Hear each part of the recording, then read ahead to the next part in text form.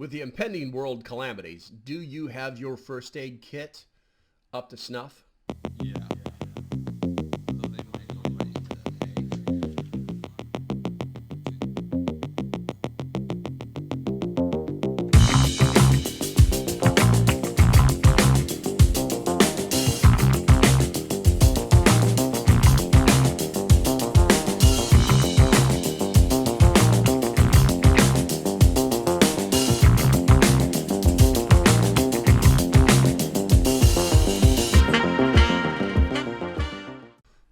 So I'm in the process of updating my bug out bag into a get home bag. My situation has changed. I no longer live in a rural place. I now have to have a plan to travel anywhere from 10 to 30 miles to get back to my house in the event I'm separated from my vehicle or a place where I'm at. With that said, I realized that there were some holes in my medical preps that were inside my bug out bag. This reminded me that people had asked about my at-home first aid kit in the past, and I just completely forgot to make a video about it. And that's what I'm going to show you here today. If you're interested in supporting the channel, there are links below, and let's go ahead and get into it. With all that said, this is my actual first aid kit for the house. A company had sent me this bag. I can't tell you where to find this, but the first thing I'll tell you is that the bags really aren't that important. This is very functional. So what we're going to do is we're going to tear this puppy apart. I'm going to change screens for you real quick so you can see what's going on, and then we'll talk about it. Okay, guys, as promised, this is the home medical kit that I keep in my house. But before we get into that, listen, I know there's going to be some tourniquet turds and some wannabe EMTs. I made it funny. And I actually have these all over the place. I picked this one up right here at the at Prepper Camp this year. This one and this, but this is not part of the kit that I'm talking about. I will leave some links below if you guys are interested. This is the tourniquet carrier is made by Rothco. It's about $10. Actually it's about $20, I believe. I've got some standard trauma shears here. These are about $10, and then the tourniquet is actually a soft T made by TAC Med. It's either Gen 5 or Gen 7. It doesn't really matter. It's a good tourniquet to have. It's got a metal spindle on it. It's a solid piece of gear, but that is not even what we're talking about here today, because these things you should have all over the place, and if they're inside of a bag, they're useless. Okay, so we're going to take this off. We're going to set it aside for another conversation later. Let's go ahead and spin this around right here, and so that I can open it up for you and see it. So what I've done is I've placed this particular kit. I do like this bag. I do not like the company. I was actually an affiliate for the company for a while, and they just spent so much money on their bags and so little on their medicine that I had to stop working with them. So this bag right here actually works out great for the house. If you can find something like this, that's great. But once again, it does not matter. So in this particular bag, I'm going to go ahead and open it up right here. And so I have this very first pouch, because there's only two pouches. The very first pouch is basically the, hey, I've got an ouchie, let's do something about it. These medications are leftover medications. I had too many for my last order from Jace Medical. If you're interested, I'll put a link down below. Not everybody can afford the antibiotics, but in this day and age, it's just smart to have them. Standard thermometer. What I do need to do is do need to buy a standard mercury thermometer. Actually, I can take this out. A standard mercury thermometer. But with these right here, people are like, oh, they don't work right. I've never had a problem with them. So they work. They work. Next is a standard set of tweezers. Now, these are the kind of tweezers. I'm going to hold these up to the camera. These are the kind of tweezers that they use in makeup. These are basically for making girls beautiful. But they have extremely sharp points. And they have a clamping surface, which is better than the standard tweezers. That's why I like these. They're very inexpensive. You can pick them up almost anywhere. The next tool that I have here is it's actually an acne tool. It's for getting rid of blackheads. But how many times have you tried to find a splinter in your foot, your hand, whatever it may be, or you're trying to remove something and you just can't quite get at it? This tool allows you to abrase the surface of the skin so that you can actually move something that is stuck inside of you or cause something to come up to the skin that may be underneath the skin. So it's a great little tool. They're very inexpensive. I'm going to put you guys right back here. Standard headlamp. I'll leave a link below to what I would like to have in here, but this is your standard Walmart headlamp. It's, guys, if you can't see what you're working on, then you can't. I probably need to move this over here. If you guys can't see what you're working on, then you are going to have a problem. This is the standard $1. I think they're $1.50 now at Walmart. Just leave the plastic battery space tab inside there, and you won't have any problems. So these are basically my this is my go-to area. A little bit of Advil here because everybody gets headaches. I like the liquid gels because they last. They have a longer expiration date, and they go down if you don't have any water. And the next thing I built was just some standard boo-boo stuff. These are basically different size Band-Aids. You should have different size Band-Aids. Everybody has their own favorite ones. The CVS brands are pretty much good for waterproofing. The Curid Flexols, they're pretty cheap. The standard Band-Aids that you'll find in most first aid kits that are made by the Red Cross, they'll get the job done for your kids. If you're one of those people that bust their knuckles all the times, then you might want to make sure that you upgrade this. This particular bag, it's just an old bag. It's an old Ziploc / Mylar clear see-through bag that I have, but I use it because it fits the spot. You could use any bag that you really wanted to. I'm going to take that out, set that over here. You're going to need some non-stick adhesive pads. And what non-stick adhesive? That almost doesn't make sense. So basically, it's adhesive. You can stick it to the top of a wound, but it's not going to be so like crazy that you can't get it off if you have to take it off. This is normally for bandaging larger abrasions, things of that case. I don't really carry a lot of these because I'm more of a wash it off, hit it with some Neosporin, and then keep going. But these things do come in handy. The next thing is an actual drain sponge. Hopefully you guys are able to see this and it's not upside down. If if this stuff is upside down, I'll be flipping the camera around. But this is this is an absorbent compress.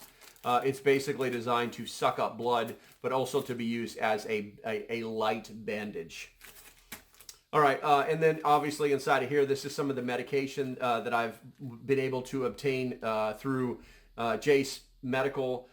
This is a Floxin orthomanic solution. If you don't know what that is, then you might want to look into it. It's basically, it's a sterile solution.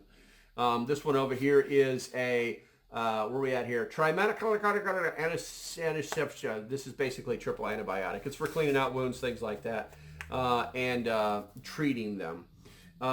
This is one of the most important pieces that I keep inside. Once again, this is my go-to area.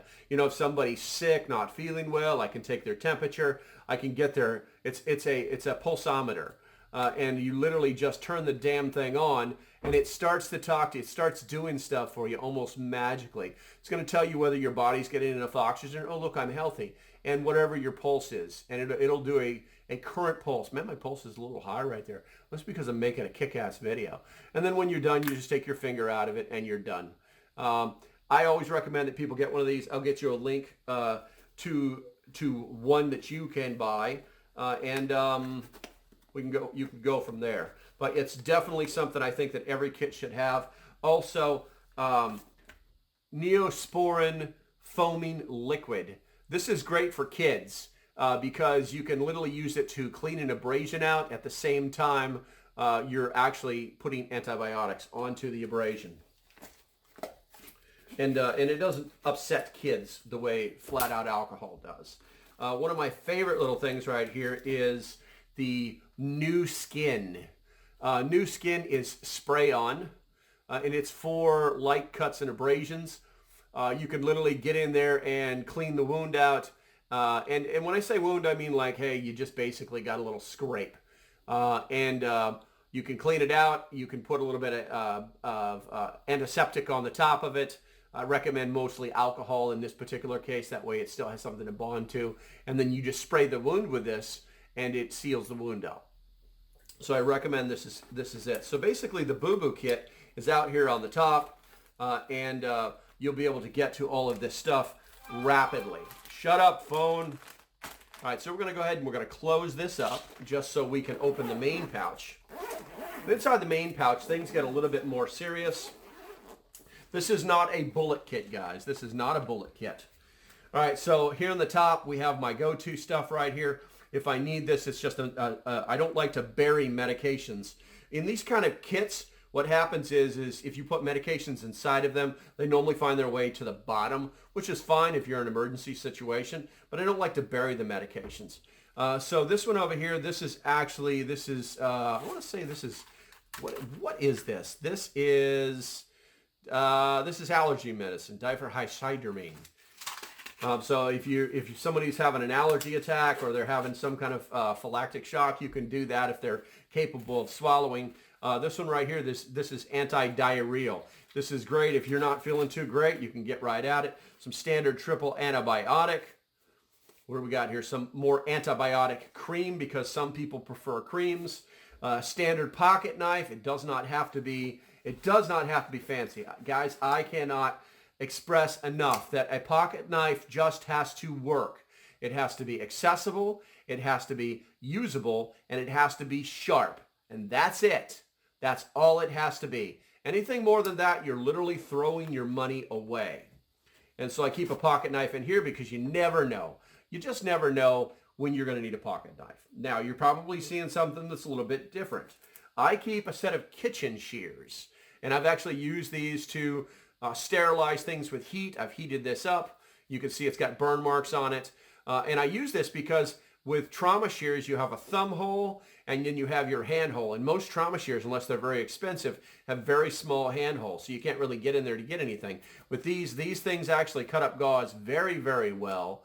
And they're basically very utilitarian. If you're having problems with a pill bottle, you can use the inside of that. And they fit in the container. So this is one of the reasons that I keep kitchen shears inside of here instead of trauma shears.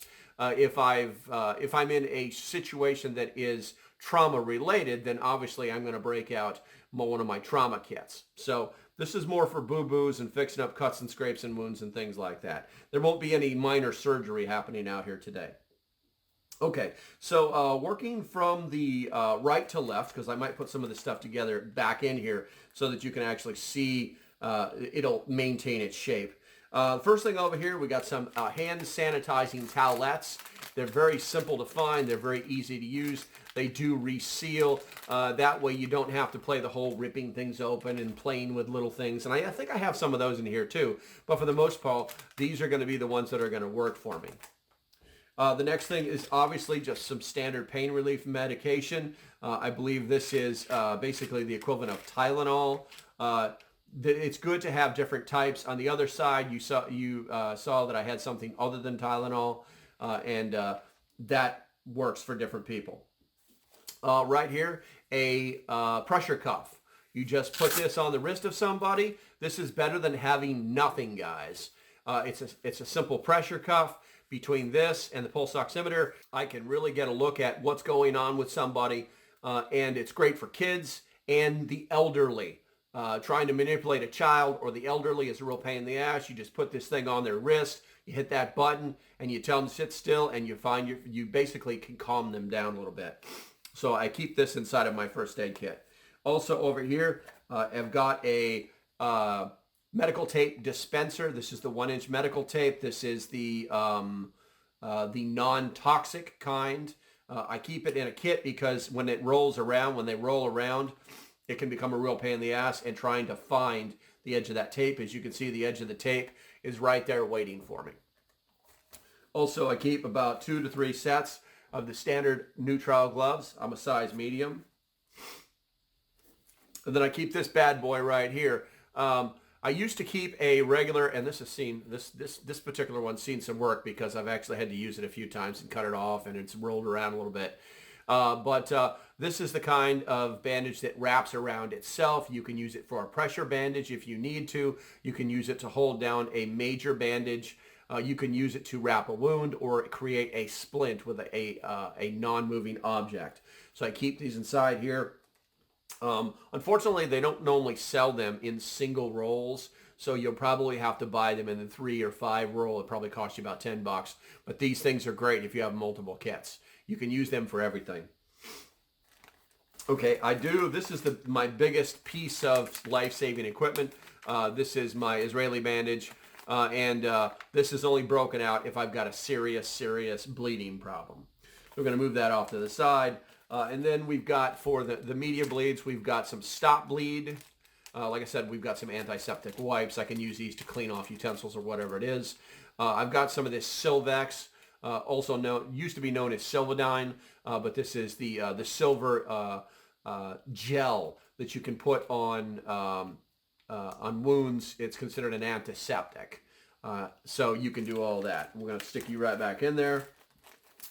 We've got gauze for packing wounds. This is sterile gauze. I actually have a whole buttload of this. This is 4 inches by 4 yards. The wider you can find, the better, because it's easier to coil around your finger and stuff in. Coil, stuff, coil, stuff. That's how this stuff actually works. And I have basically 3 of them that I keep inside the kit. I do keep a standard Mylar blanket. I've got boxes of these things when I was building kits. They're really super cheap, and there's really no reason not to have them. Start the breathing, stop the bleeding, protect the wound, treat for shock. That's the old school way of doing it. They did teach you to do it backwards in the day, but either way, treating for shock by getting their body temperature down. And then some basic gauze. This is 4x4s, or what they call 4x4s. Had a lot of these for different kits. You can buy these unsterilized. What this comes down to, a lot of people are like, why do you use unsterilized gauze? Well, it's pretty simple. Once you open that package, the package is contaminated. Once you touch the gauze is contaminated. Even if you're wearing gloves, you're touching everything that is already contaminated. We're not stuffing this into the body. We're actually putting it on top of something where we've already tried to stop the bleeding with something else. This is not a bandage. This is basically used so once we try to create that compression bandage with the gauze, you basically are going to put this over something. In most cases, if you're using this, it's going to be you've already cleaned the debris, the wound. It's already stopped bleeding, and it is already has some kind of antiseptic or cleaning agent applied to it. You're putting this over the top of it, 4 or 5 strips, and you're taping it down using the medical tape. In the most dramatic situations, you would have stuffed, like, for instance, a bullet wound or just a gaping wound, as long as it's not a chest wound. You would have stuffed it with as much of this stuff that would fit in the hole, and then you will put as much of this stuff on top of it, and then wrapped it up with this if it's on a limb, or taped it down and tried to compress it as much as possible. So that's what this stuff is really for. It doesn't really matter. It's a misconception that it must be sterile, because it doesn't have to be. There's also a huge difference in the price. Okay, so let's see. I think that pretty much covers everything that is inside my personal home first aid kit. And once again, when it comes to the case, guys, get the case that's going to fit what your needs are. Don't get the case that's super cool. I'm a pretend I'm an EMT because I got a cool case. Don't do that. Get a case that works. If everything that you got fits in one giant Ziploc bag and you're happy with that, do it. So as you can see, this is a pretty robust first aid kit for the house. It has everything that you might want or need in it. I'm going to set it over here. All the items inside, you will find links below. You'll be able to go find those things. I hope this video answered your questions about my first aid kit and helps you to develop your own first aid kit. If you like what I'm doing, do me a favor, hit that like and subscribe button. If you want to support the channel, there are links below. And as usual, stay safe, have a great day, and I'll see you when I see you. We'll see you at PrepStock 2024. Bye-bye.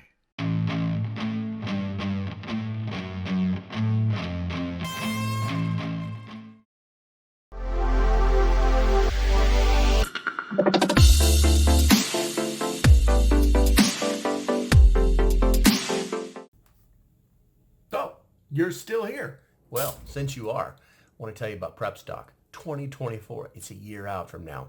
I will leave a link down below. You guys can figure it out. Right now, the website's really basic, but yeah, it's going to be good stuff, guys. It's going to be good stuff. Check it out.